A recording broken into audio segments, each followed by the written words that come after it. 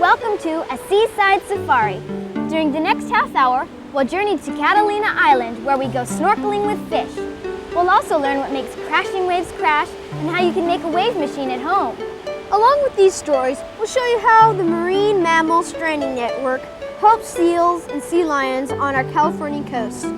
We'll tell you how to get involved and help clean up your beach. And we'll learn what happens when you put that aluminum soda can in the recycling bin.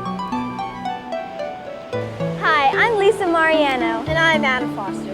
Here in San Diego, we are lucky to have the ocean so close by.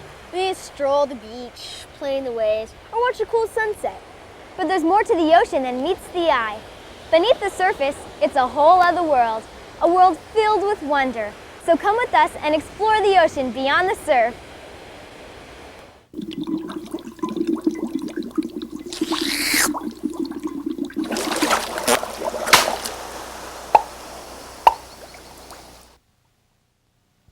It sure is nice walking along the beach. I love coming to see the ocean. There's so much to do. Swimming, surfing, exploring. But the ocean is a home to many different kinds of animals. And as beautiful as it is, it also can be a tough place to live. Animals like dolphins, seals, and sea lions have to find their food and stay away from other animals that might want to eat them. And what if they get sick or hurt? The Marine Mammal Stranding Network helps animals in trouble. And as we're about to see, it takes a dedicated group of people.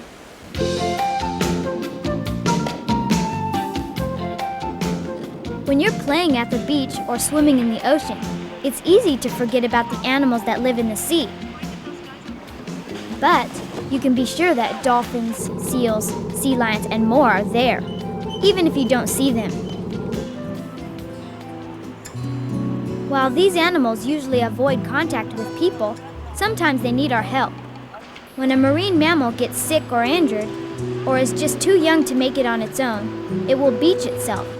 These animals are usually too weak to return to sea.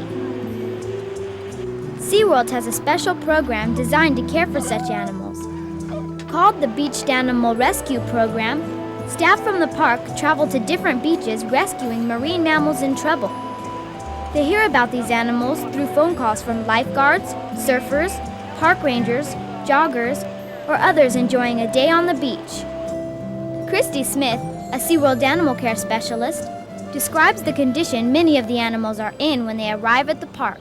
They lost a lot of weight and they just weren't able to continue swimming and keeping up lifestyle. So they beach themselves, they're very tired, sick. Sometimes at this point the parasites have taken over, and that's where we can come in and we can help them. When the animals arrive at SeaWorld, they're examined by a veterinarian. Each animal is weighed and identified by a shaved marking. Sometimes blood samples are taken for testing.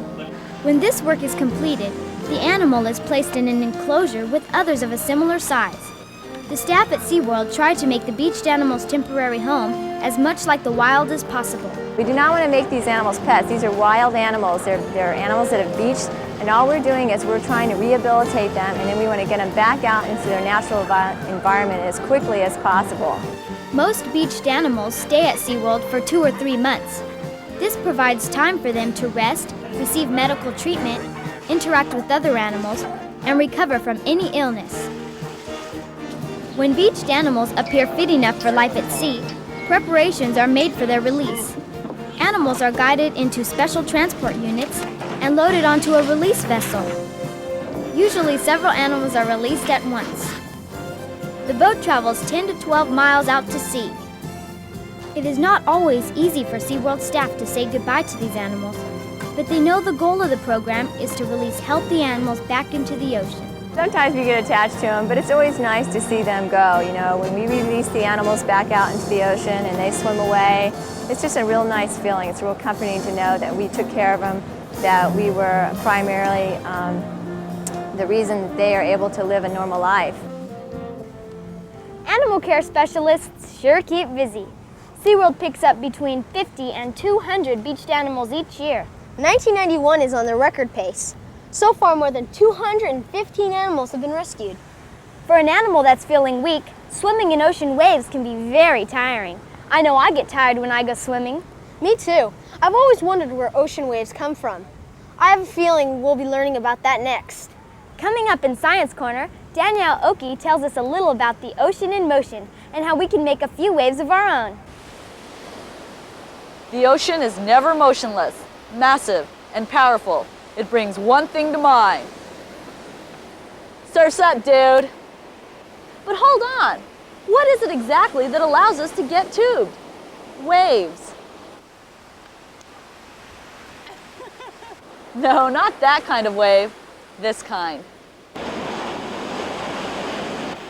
A wave is caused by energy.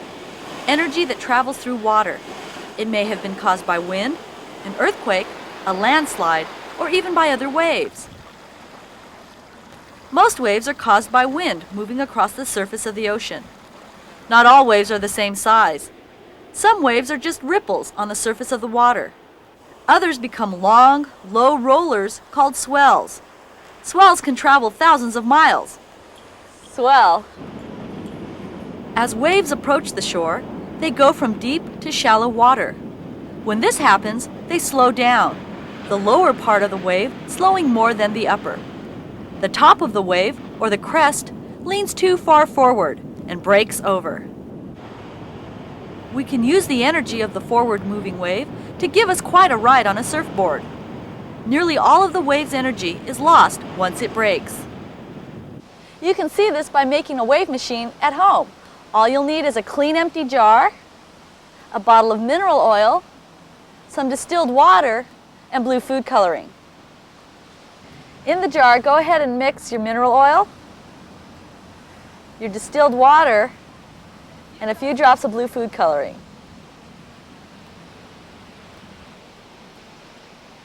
And what you have is a gnarly wave machine that you can watch the waves build up and break and use the energy. Many of you might surf or use boogie boards, but you probably spent months learning how. Dolphins are naturally awesome surfers. They are streamlined and can position themselves on or under the bow wake of boats and ride the wave as long as they like. Waves are a natural part of the ocean, but on a slow day, if the waves are bogus, the next best thing is making your own. Some of the waves we see right here may have come from a storm as far away as Hawaii. I'd sure like to catch those waves. Better yet, I'd like to surf like a dolphin and ride on the bow wake of a boat. Cowabunga! Adam, I think you'd be safer on the inside of the boat. Lisa and I recently spent some time on a boat on our way to visit Catalina Island. We'll share that adventure with you next.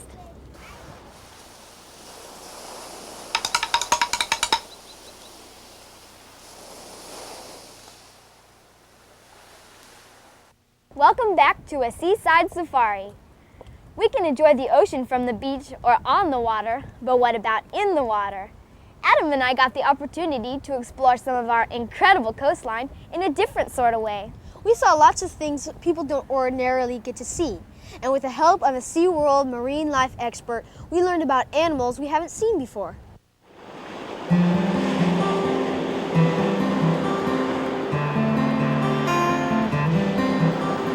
The California coast is home to some of the world's most interesting sea life. To learn a little bit more about the animals that live in our ocean, Adam and I traveled to Catalina Island off the coast of Southern California. Our guide was Verlin Nalta. He is a member of SeaWorld's aquarium department and an expert on all sorts of marine life. Verlin is also a scuba diving teacher. He spends a lot of his time in, around, and underwater. Catalina is one of the largest of California's Channel Islands. It sits about 25 miles southwest of Los Angeles. We set out for Catalina aboard a ferry on a nice summer afternoon. Our destination was a small town called Two Harbors on the island's west end. As our ferry neared Catalina, Verlin told us about some of the things we would see on the island. He said we would explore tide pools and learn how to snorkel in the island's clear water.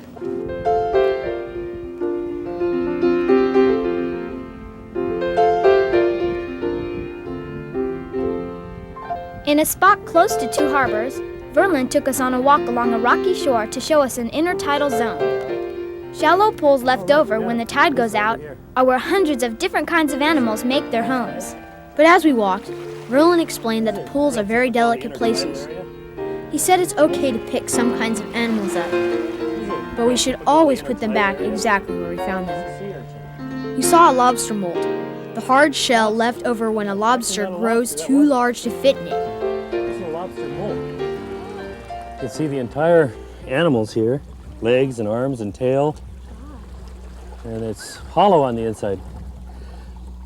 That's how they grow, like a lot of crustaceans, because their skeleton's on the outside.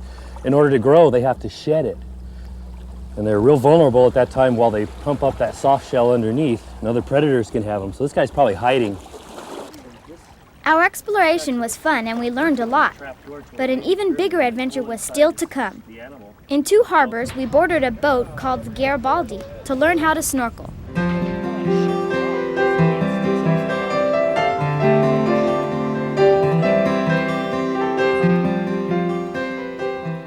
Our skipper was a nice man named Tim Bombard, and he knew a cool place for snorkeling just a few minutes from 2 harbors. Verlin told us what to expect from our first snorkeling trip. He said it's always important to bring an adult along anytime you swim in the ocean. The water was a cool 67 degrees, so we put on wetsuits. I needed a little help with mine. We all made sure our equipment fit just right. Lisa and I put on our masks so we could see under the surface, and fins so we can move more easily through the water. Finally, we were ready to begin. With a few last words of encouragement from Verlin, who looked very silly in his own wetsuit, we jumped right in. It was like nothing we had ever seen before. The water was really clear. It seemed like we could see forever. There were so many pretty fish. I could see why our boat was named the Garibaldi. The bright orange fish were all around us. They didn't seem to be scared at all. We could see lots of different kinds of fish.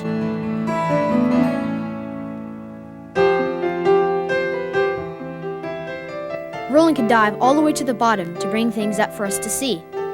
He told us that the water is about 20 feet deep.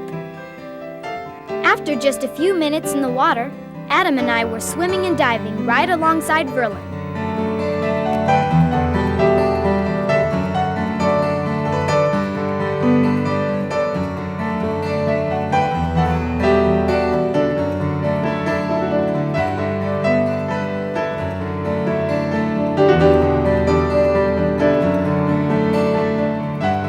We met so many nice people during our visit to Catalina Island, but what's more important is how much we learned. The ocean is a beautiful place that is home to thousands of different kinds of animals and plants. It's easy to see how big an effect humans can have on the ocean environment. Just one careless act can lead to the injury or death of an animal. I wish everyone could see and appreciate the ocean in the way we did on beautiful Catalina Island.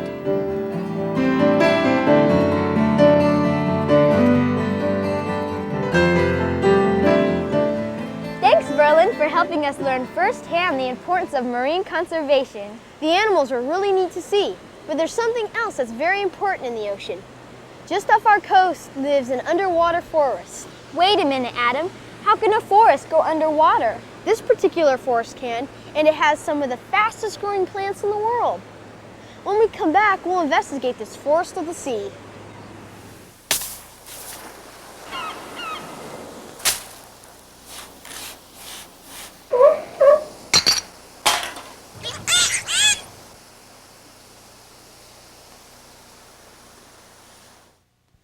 When we go to the beach, we see lots of this. We know it's kelp, but we don't really know a whole lot about it. We usually only see it once it's washed up on shore. But even though it may look just like a pile of seaweed, kelp is the backbone of the ocean environment along our coast. Let's take a look at our kelp forests. Here in San Diego lives a forest that rises as high as an office building.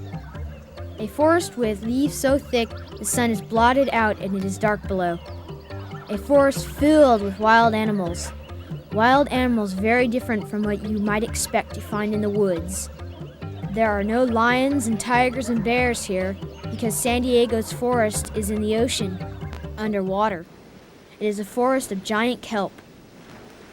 Giant kelp is very common off our coast. You may have seen bits of kelp on the beach, especially after a storm. but you may never have seen this. Underwater, giant kelp does look in some ways like a tree. It has leaves, called blades. It is tall, sometimes more than 200 feet from bottom to top. Of course, it is not really a tree, but a kind of primitive plant called algae. Giant kelp plants have no roots. Instead, the plants anchor themselves to rocks on the ocean floor. A giant kelp begins life so small you can barely see it, but that changes quickly. Kelp is the fastest growing plant on the face of the earth. It can grow 2 feet in a single day. The kelp grows upward toward the surface, its blades held up by air-filled bladders. The bladders float underwater like tiny balloons. When the giant kelp reaches the surface, its blades spread out on top of the water, forming a canopy over the forest. From below, the canopy is a beautiful sight. Hundreds of different kinds of animals make their home in the giant kelp forest. Some live here because it's a good place to hide. Here's the kelpfish, hidden on the bottom. Can you find him? There he is! Kelp bass, a fisherman's favorite, also find shelter in the kelp forest. Tiny bryozoans, hundreds of them, actually live on the kelp blade.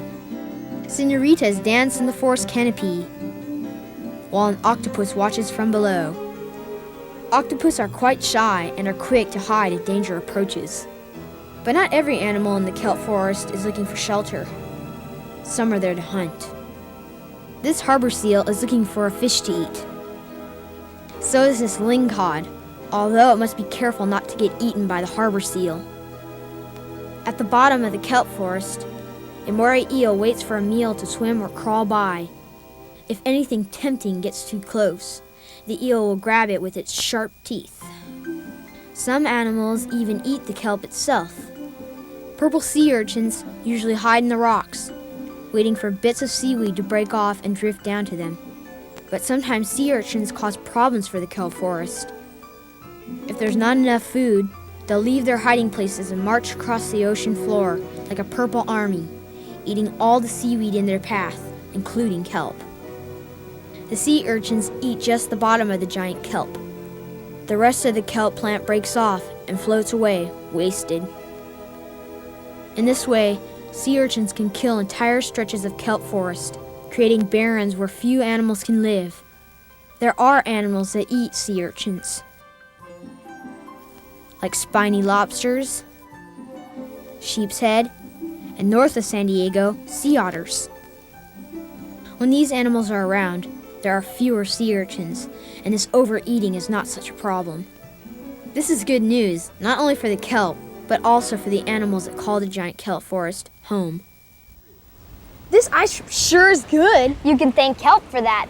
Kelp is harvested to produce a substance called algin. Some ice cream makers use the algin in ice cream to help make it stay creamy.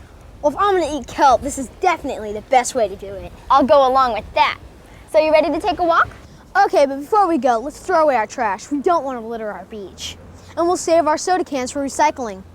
As you're about to see, every little bit helps.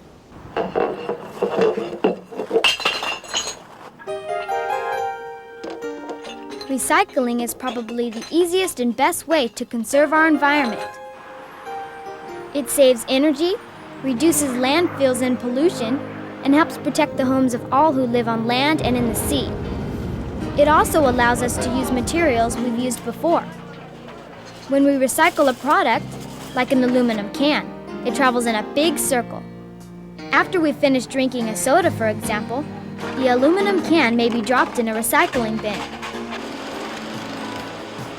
From there, it goes with many other cans to a recycling center.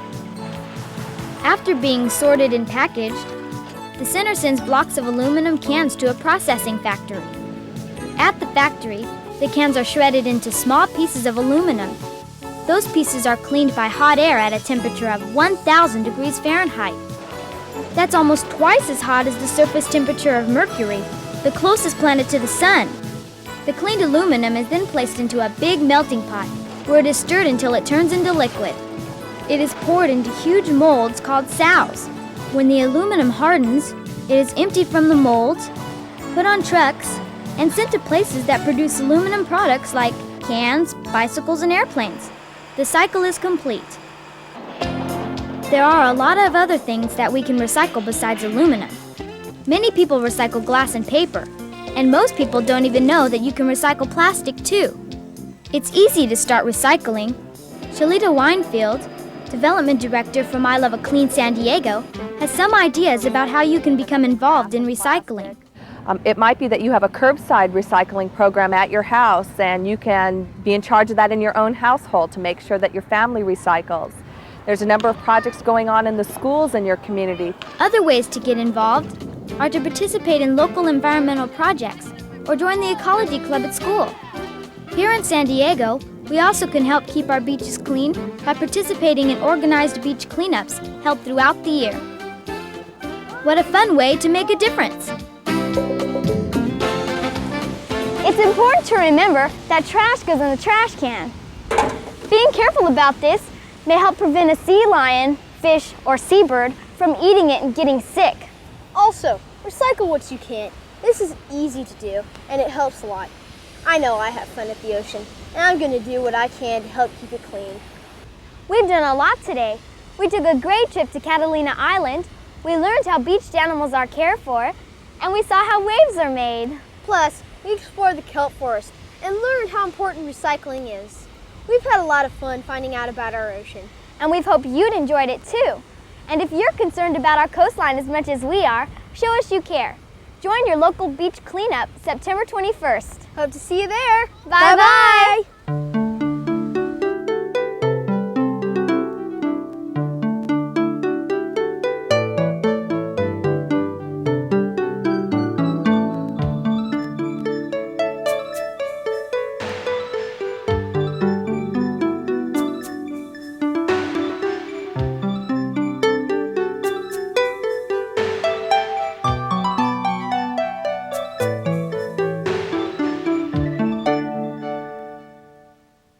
Join Beach Cleanup September 21st. Call 270-8393.